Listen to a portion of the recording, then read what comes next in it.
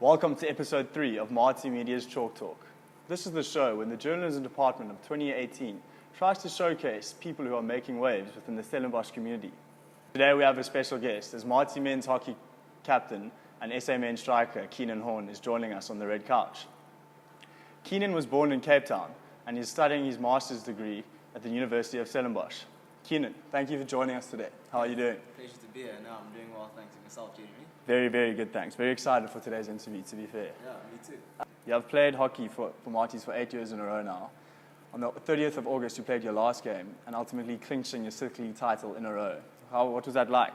It's amazing, like to finish your last game and winning another title. Like, I don't think there was a lot of, like, obviously emotional, but I don't think I was like sad and like, you know, that I don't want to leave. And I think the time has come for me to go, and I'm just happy I could do it, winning another title.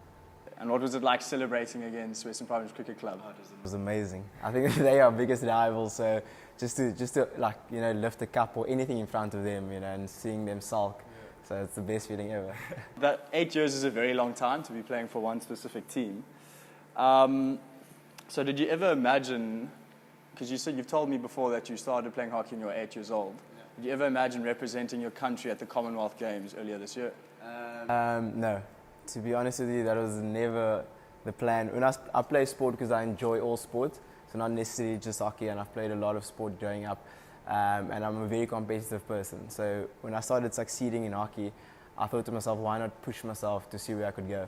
And then once you start ticking off boxes and achievements, you just want to do better, and you know, you don't want to get complacent. So Commonwealth Games this year was definitely the highlight of my career thus far. So in those 18 years from being 8 years old to representing your country this year, what were the driving forces behind that? Were your family, school? What was the... To be honest, like, I come from a very competitive family, so not my parents but my brothers. I have 2 older brothers, and like being the youngest one, you know, you're always losing when you're growing up. So it's like that was ingrained in me from young, and also like I'm a very like a spiritual person, and I just believe I've got a God-given talent, and so therefore like what's limiting me not to achieve, and I just go out there knowing that, you know, it's not just me, it's more than that. I also have an older brother who would never let me win, so I was always very competitive growing up. But on that note, did you ever, besides your brothers pushing you forward, your family pushing you forward, you say your spirituality, did you have any hockey icons or players that you used to look up to that inspired you? Not necessarily. It's more sportsmen as role models that I looked at broadly in terms of players' characteristics, and that in terms of like Roger Federer in tennis or Daniel Carter in rugby.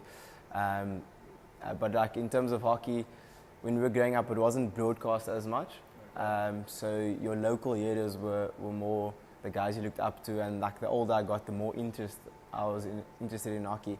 And players like Lloyd Norris-Jones and those sort of guys, you look up to, and you want to achieve what they achieved, or you want to be looked at, or your name wants to be said in the same breath as them.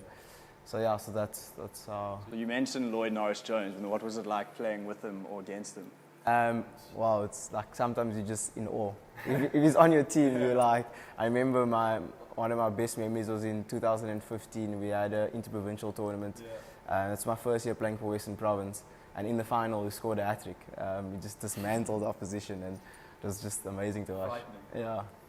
What was it like having to pick up the morale of the Marties men's hockey team this year after narrowly missing out on the Varsity Cup title and the USIC Cup title?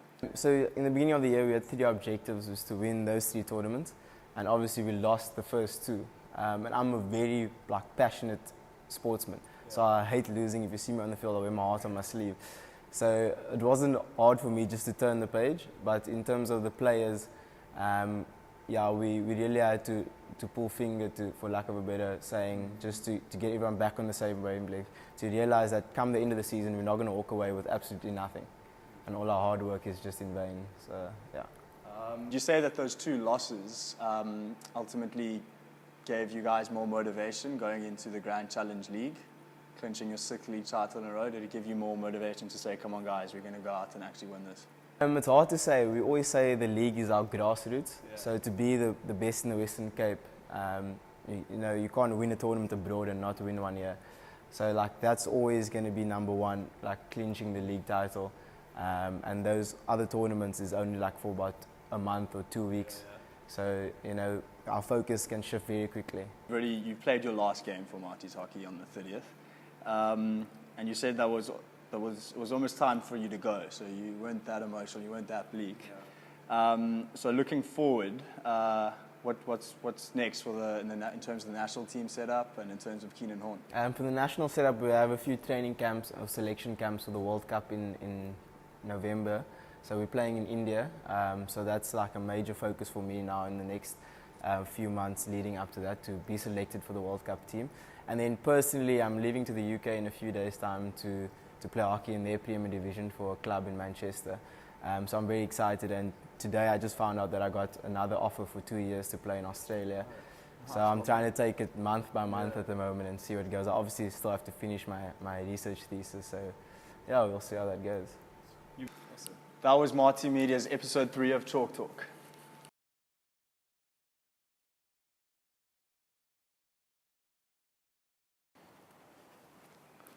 And now we have a special treat for all our viewers. We are on the Hockey Astro, the home of Keenan Horne. Keenan, how does one execute a perfect hockey strike? Perfect hockey strike, okay, obviously I think the ball has to be in front of you. Okay, so if you roll it into and you're actually going to take a step. I don't know if anyone has ever played cricket or tennis, you'll know that you're stepping into the ball. And what everyone doesn't understand is you actually have to bend your back leg. Okay, so if you're rolling it, okay, bend your back leg. That's the way you keep the ball nice and down, and you can really connect it from the back. Cool.